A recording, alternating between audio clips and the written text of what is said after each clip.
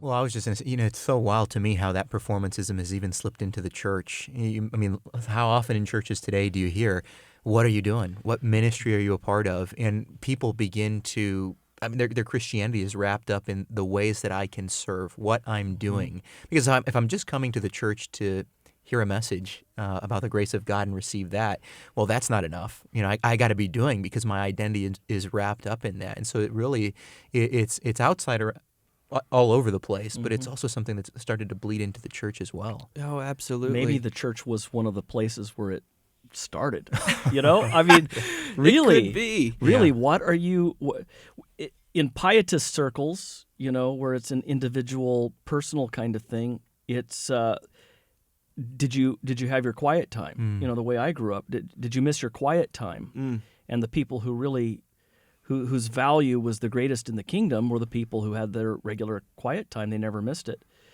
But they could have been the older brother in the parable of the prodigal son.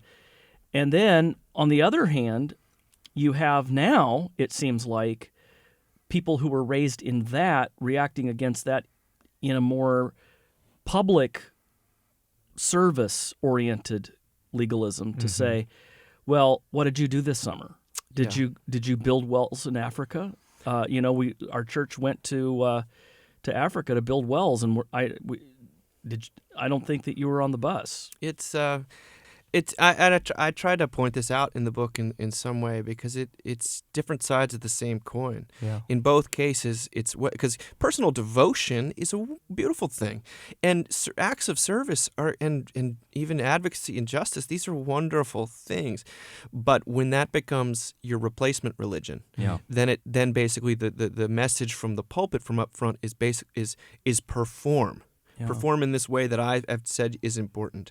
And if you and since human beings are sinners and we often don't do the thing that we know we should do, that sets you up for massive resentment if you're the person speaking or the person hearing.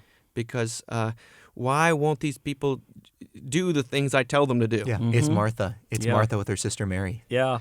Yeah. Folks, if you get your dignity from God as your creator, and you get your righteousness from God as your redeemer in Jesus Christ, then you can go to work, you can perform, you can do all these things. You can, you can go to the mall, you can go to a baseball game without turning this stuff into a religion.